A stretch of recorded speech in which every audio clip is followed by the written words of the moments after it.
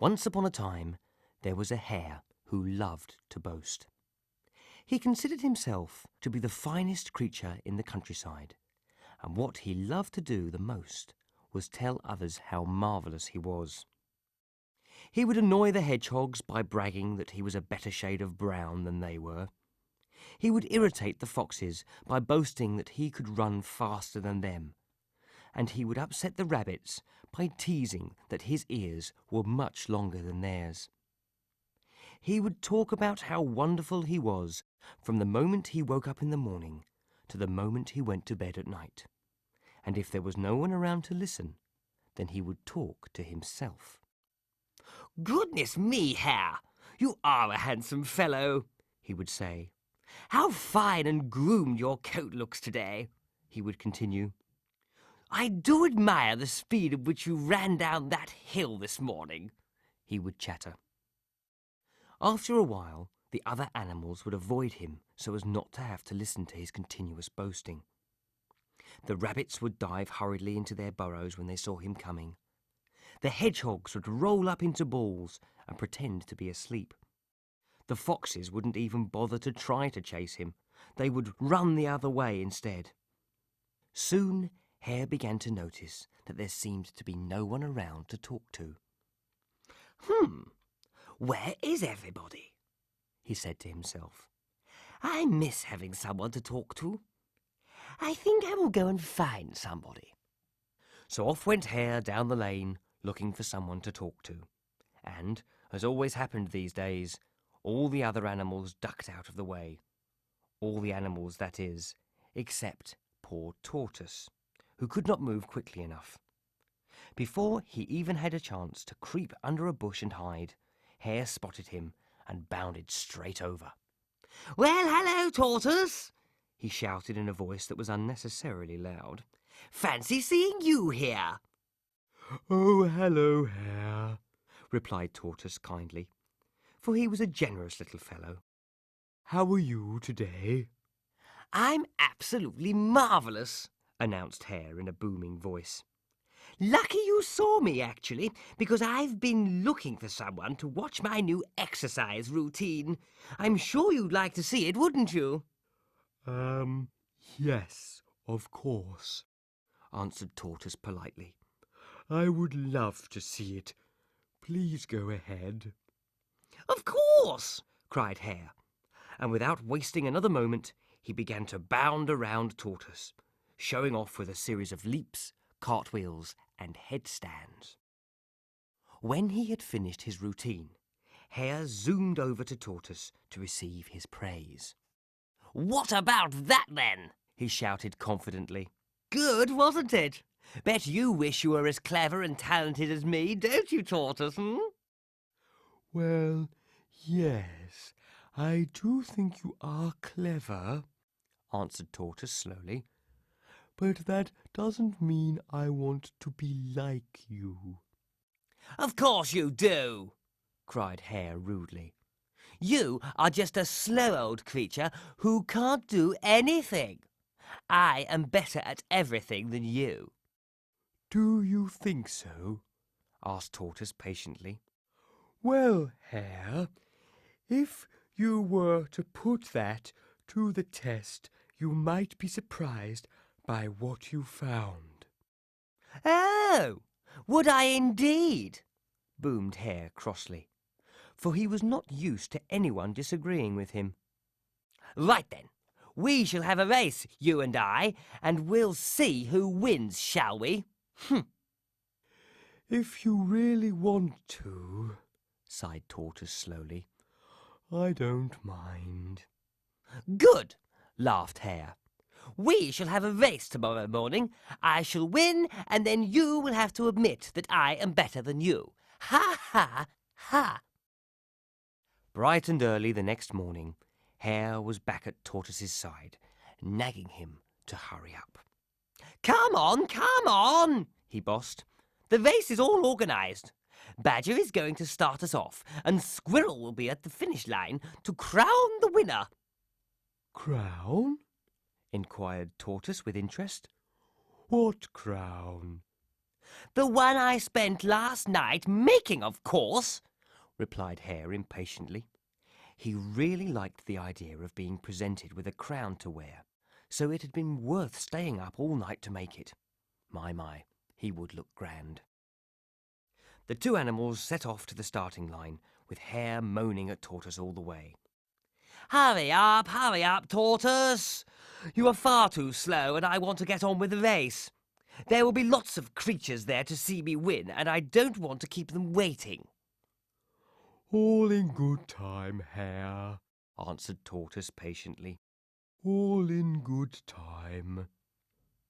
By the time they reached the starting line, Hare was bouncing up and down with frustration and excitement. Sure enough, quite a large group of animals had heard about the race and had come along to see what was happening. They all thought Tortoise was brave to take on Hare and secretly wanted him to win, although they didn't expect him to. Hello, everybody! shouted Hare. Thank you all for coming out to watch me win this race.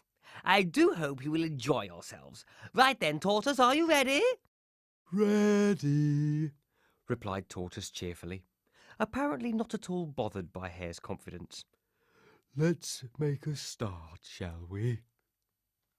Badger checked that Hare and Tortoise were both behind the starting line, and then, in a loud voice, called, On your paws! Set your claws! Go! With that, Hare shot away from the starting line at top speed. As he ran, he shouted back over his shoulder, So long, Tortoise! Don't be too upset when I win! Tortoise simply plodded slowly and steadily forwards, smiling and waving at the other creatures who were cheering him along.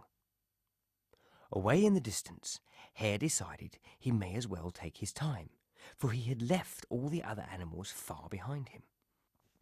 I don't want to get to the finish line too quickly, he mused, or there will be no one there to watch me win apart from Squirrel. I had better give the others a chance to catch up a bit. So, Hare slowed down to a walk, confident that Tortoise was far, far behind him. After a while, he began to feel a little tired. After all, he had stayed up all of the previous night in order to make the crown. Thought Hare, as he gave a long, hard yawn. I think I might sit down under this tree and rest a while. Tortoise will still be far, far behind me, so I have got plenty of time to spare. So Hare sat down in the shade of a tree, confident that he would still win the race easily. After a while, Hare's head began to nod and his eyes began to close.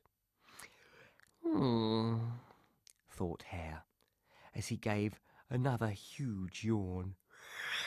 I think I might just have a little nap. Tortoise will take ages and ages to catch me up, so I have lots of time to spare.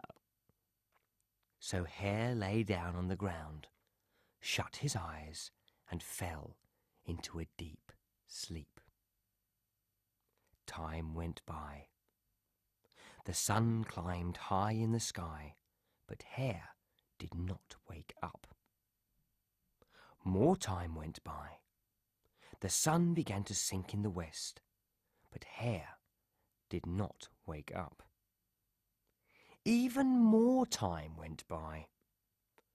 Dusk began to fall, and a little figure plodded slowly past the tree under which Hare was still fast asleep. The little figure slowly made its way down the lane and towards the finish line, with Hare's snores ringing in its ears. Hare was having a wonderful dream about being a king with a golden crown. All the other animals were bowing to him and calling him Your Majesty. Hare smiled to himself and opened his eyes. He yawned and sat up. "Now then," he said, "what was I doing before I fell asleep?" With a sudden jolt, Hare remembered the race. He jumped up in a panic, now fully awake. "Oh, my goodness! Oh, my goodness!" he panicked. "How long have I been asleep? Not all day, surely. I must get to the finish line." Hare sped off towards the finish line and got there just in time to see Tortoise crossing it with a slow and steady plod. "Tortoise is the winner of the race!" cried Squirrel, and all the animals watching burst into rapturous applause. Tortoise didn't brag or boast, or even show off a little. He simply smiled at everybody and then turned around to start the long plod back home. Hare was devastated. "Oh no, I am so humiliated. Beaten by Tortoise. I shall never be able to hold my head up in public again. Everybody will laugh at me." Surprisingly for Hare, however, none of the other creatures did laugh at him. They simply turned and walked away, hoping that Hare might have learned his lesson.